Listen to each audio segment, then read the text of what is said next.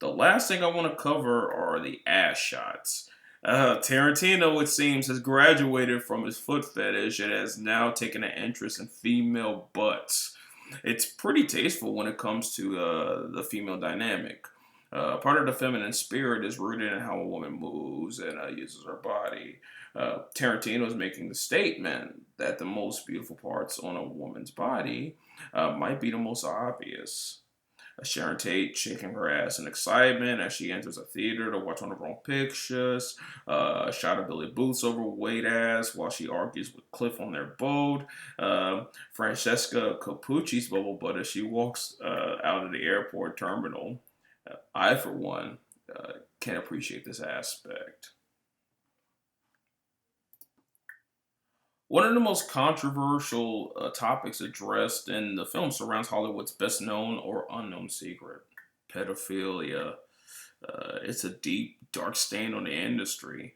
So much, in fact, that former child stars like Corey Feldman have come out to raise awareness over the rampant child abuse that's gone unchecked for years.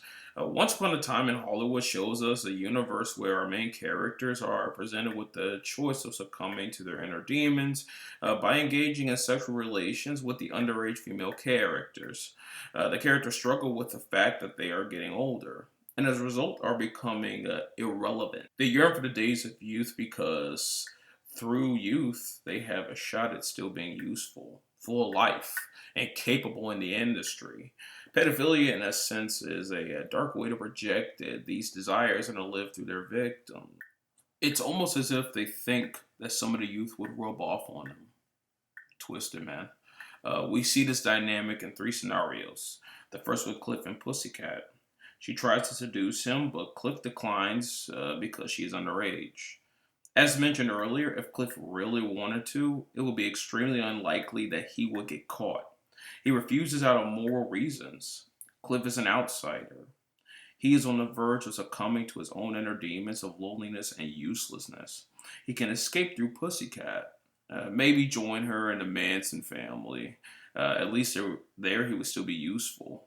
He will be rebelling against the very society that once loved him, but has now cast him aside like some kind of broken toy. He'd also have the one thing missing from his life female companionship. Meanwhile, with Rick, he befriends the actress Trudy Frazier on the set of Lancer. The scene where she comforts Rick when he is crying about getting old and becoming irrelevant has extreme sexual undertones to it. We can see these undertones through the blocking.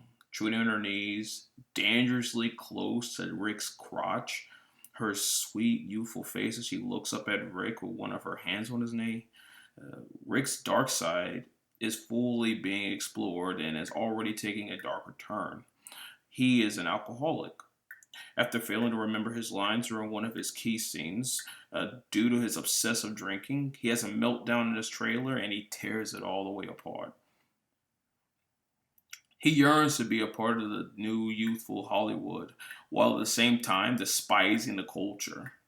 The scene with Trudy further hints that he still has farther to fall. Rick, however, doesn't fall.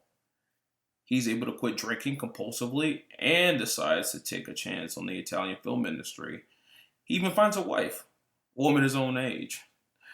It is fitting that this film is about the final moments of the golden age of Hollywood. Exploring the dark side of these characters parallels the dark side of the industry. Just think, if more people had acted nobly like Rick and Cliff, who knows how great Hollywood could have been. There is one huge theme that's explored in the film but rarely explored in the media: left wing violence and extremism. The characters that represent this aspect are the hippies and the Manson family. We see the women of the Manson family scavenging through the dumpsters of Hollywood, singing like dwarfs with Snow White in the beginning. Next, we see them sitting on benches, visually enticing any man that looks. We see one of the members, Pussycat, yelling at the police, visually showing her disdain for authority figures. When we finally get to Spawn Ranch, we see how truly villainous and evil they are. The hippies emerge from shacks, buses, and buildings, from sets used on Rick and Cliff's old show, Bounty Law. It's as if you've just walked into a ghost town occupied by followers of some creepy ass cult. Women with dead eyes, men with long beards zipping up their flies after a recent secret sexual liaison. Cliff meets with Tex, who is actually one of the more famous members of the Manson family. He's the only male to personally carry out the Sharon Tate murders. Tex is a slippery fellow whom carries himself like an outlaw, but deep down, he's actually a twisted and broken human being. The first meeting with Tex is tense, but the real problems begin when Cliff demands to see George Spann in person. That's when we meet Squeaky Fromme. Squeaky is also one of the key members of the Manson family. Years later, she will go on to try to assassinate the president. She's currently serving a life sentence for it. This aspect of her character, the menacing creepiness of Squeaky Fromme, is portrayed perfectly by actress Dakota Fanning. Squeaky is the queen bitch of the Manson family. She barks out orders to the other girls, and she's also the one that personally has George wrapped around her finger.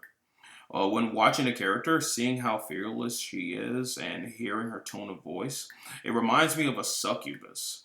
The way she tries to intimidate Cliff at the end of the scene by telling him that she fucked George's brains out is both creepy and intimidating.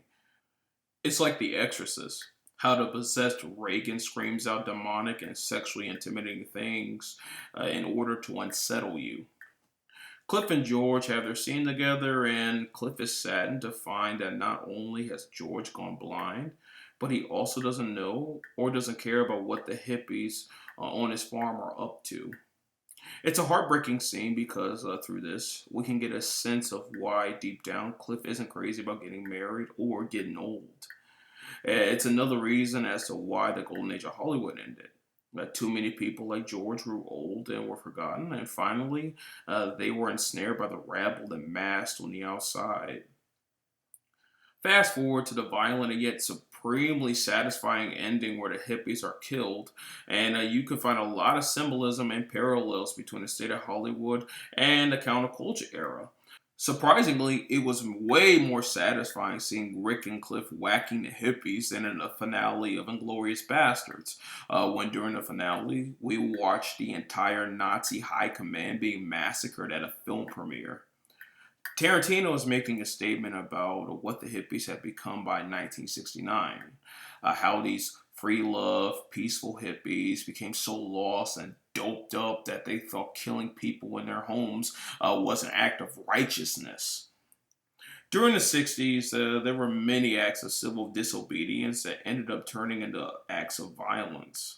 From the Summer of Love, where hippies turned San Francisco into a crime-infested slum, to the Altamont Speedway Free Festival in '69, where violence and mayhem plagued the concert.